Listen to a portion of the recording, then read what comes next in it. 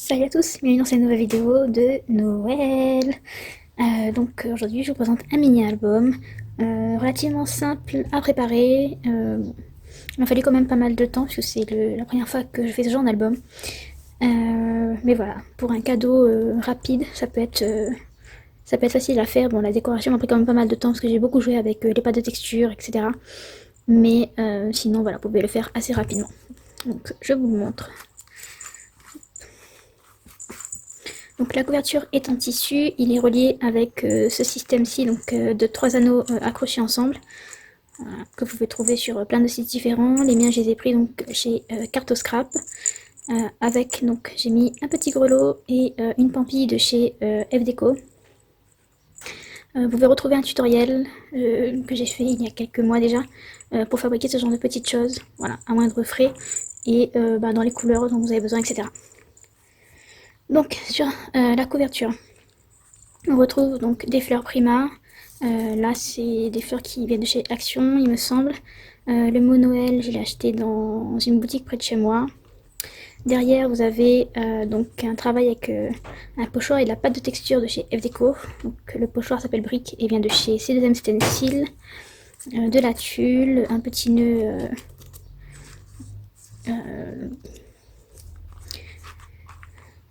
nœud couleur or, voilà, qui est habituellement utilisé plutôt pour la déco, et les die cuts de la collection Smile of Winter de chez FDeco. Là, vous avez donc un chipboard qui vient de chez Scrap New Age, que j'ai recouvert de pâte à texture marbre, pour faire un effet un peu neige, tout simplement parce que pour le moment je n'ai pas la pâte à texture qui fait vraiment l'effet neige, voilà. Mais la texture marbre fait très bien le boulot, voilà. Et là, encore un die cut de la collection Smile of Winter de chez FDeco. Et là, ce qui est vert, c'est de la Metallic Paint. Donc voilà pour la couverture. Donc derrière, il n'y a rien. J'ai mis donc des embouts, enfin des coins sur chaque coin de l'album. Voilà. Donc quand on l'ouvre, hop, il se présente comme ça. Alors là, c'est un tampon de Diane Co qui a été embossé à chaud avec de la poudre e-ink, Aladdin, pardon, dorée. Quand j'entends chanter Noël, c'est un tamponnage que j'ai reçu dans un échange. Une petite fleur Prima, là aussi, un die cut de la collection Smile of Winter et des dots. Voilà, donc rien de bien compliqué. Donc j'ai mis en fait des coins photos en plastique, hop. Donc on va pouvoir insérer la photo ici. Donc de l'autre côté, donc il y a une petite flippette ici qui s'ouvre. Donc sur le dessus, j'ai pas mis d'emplacement photo, sachant qu'on peut éventuellement en mettre une là en 7,5 par 10, voilà, donc la moitié du 15 par 10. Donc sur cette page, vous avez là embossé avec de la poudre rouge de Ranger un pochoir de Foil Design qui s'appelle Baroque, si je ne me trompe pas. Là, c'est un petit cadre découpé avec un dies qui s'appelle de la marque 7 Gypsy. Le petit cadre ici, donc c'est de chez les ateliers de Karine. Voilà. Ensuite, donc die cut de chez FDeco, une petite forme boîte de chez Scrap New Age, quelques dots, voilà. Et le petit bonhomme Panepi, c'est une planche de tampon. J'ai pas la marque et que j'ai colorisé au feutre à alcool tout simplement. À l'intérieur, vous avez possibilité de mettre 2 photos. Donc une ici, voilà, et une à côté.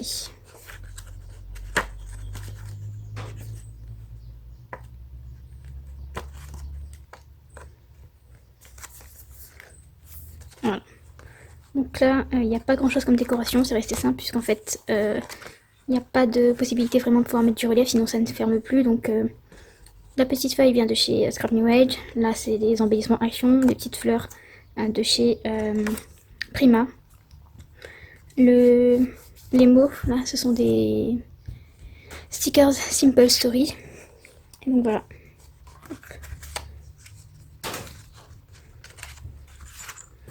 Donc ensuite, à l'arrière, donc possibilité encore de mettre une photo.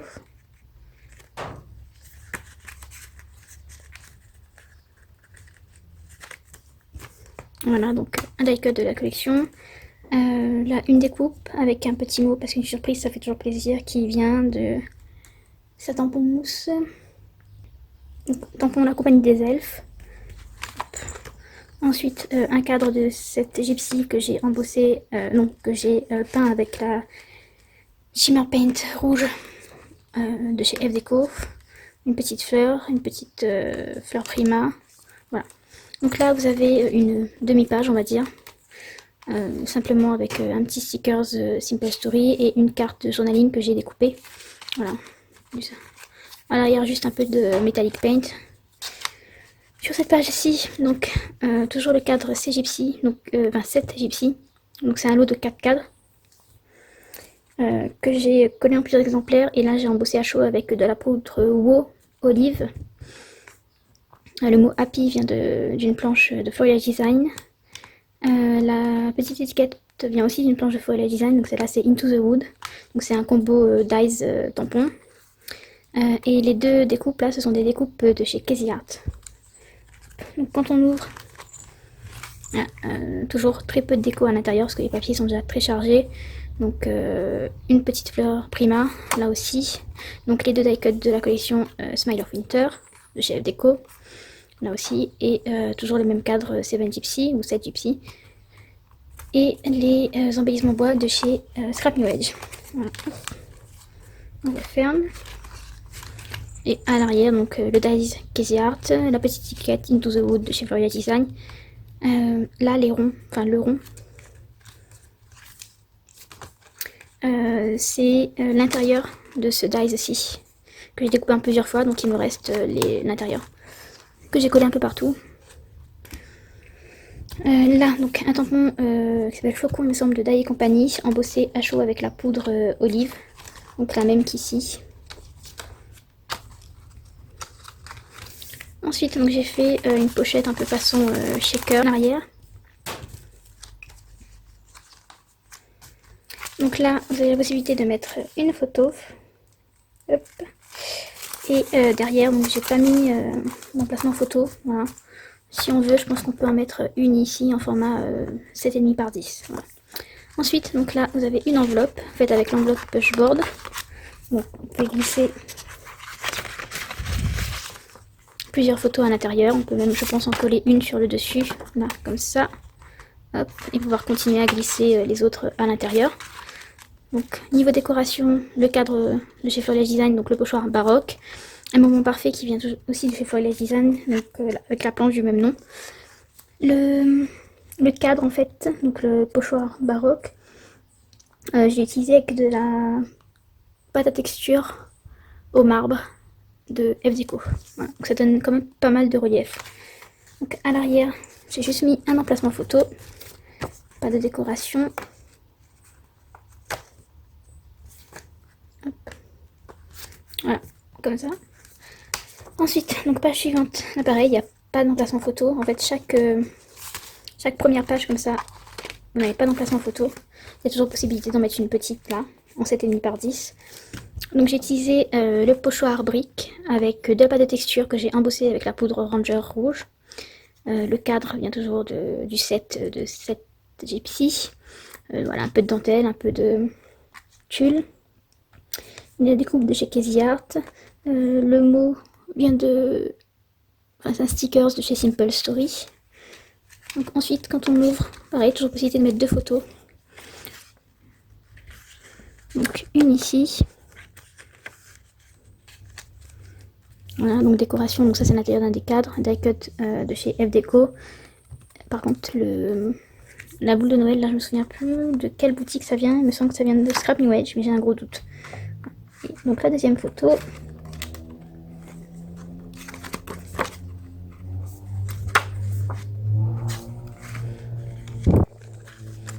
Donc un tampon Floral Design, donc le Into the Wood toujours. Le mot joie vient d'une des box de chez Scrap Didi. Celui-là vient de la même planche que les sapins, donc, que j'ai utilisé avec de la Distress Oxide, la Pine Needles.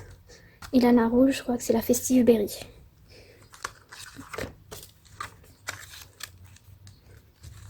Donc à l'arrière, toujours le même type de décoration, die cut F Deco. Donc découpe Casey Art, là c'est une découpe d'un set de chez Action. Toujours la petite étiquette Into the Wood de chez Florilège.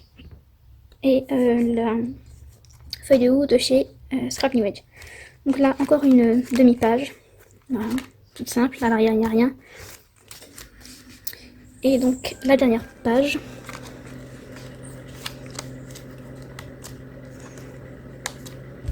Donc là le cadre, donc c'est le pochoir baroque de chez Forillage Design que j'ai avec lequel j'ai utilisé la pâte de texture et qu'ensuite j'ai embossé avec de la poudre à embosser WOW olive. Le cadre là c'est le set Gypsy que j'ai peint avec de la Metallic Paint or. Un die cut de la collection Smile of Winter. Le tampon Into the Wood, la petite étiquette Into the Wood de chez Forillage Design et une petite fleur prima. Voilà. À l'arrière vous avez donc le pochoir brique que j'ai utilisé avec la Distress Oxide Pine Needles. À l'intérieur, donc toujours c'est le même principe. Là. Donc là, il n'y a qu'une seule photo par contre. Il n'y a pas possibilité d'en mettre.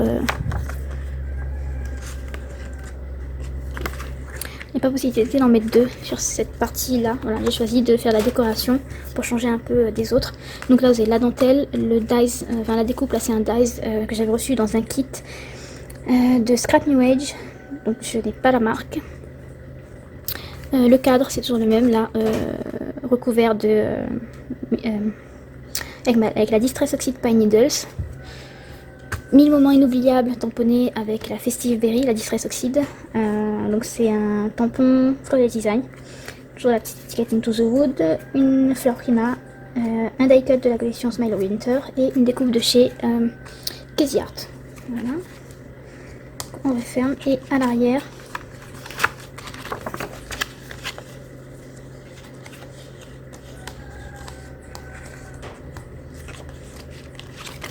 Donc la possibilité de mettre une photo.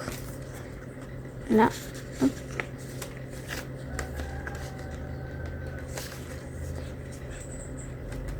Ah, donc un peu de dentelle, deux étiquettes Into the Wood, une fleur prima sur laquelle j'ai rajouté un peu de Metallic Paint or.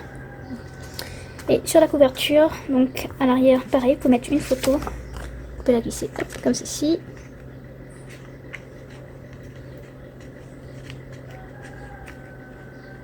Là.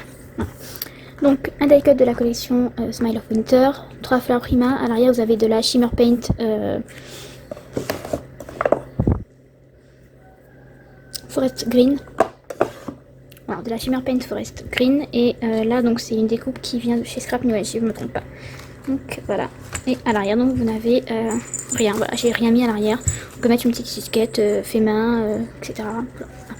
Ou joyeux Noël, pourquoi pas. Donc voilà pour cet album. Donc c'est une première pour moi ce genre d'album. J'en avais jamais fait. Je vous ai filmé l'ensemble du tutoriel, donc ce sera une très longue vidéo. Donc planning oblige, je vous fais en fait à chaque fois donc une seule vidéo par projet, alors que d'habitude je les sépare en 2, 3 ou 4 vidéos, voire 5 des fois. C'est arrivé que ça puisse aller jusqu'à 6, mais bon, j'essaye au maximum de pas vous faire trop de vidéos, parce qu'à un moment donné, bon, c'est un peu souvent. J'espère que ça vous donnera des idées et que vous pourrez donc reproduire ce genre de petits projets. Donc voilà, moi je vous dis à très bientôt pour une nouvelle vidéo. Bye bye.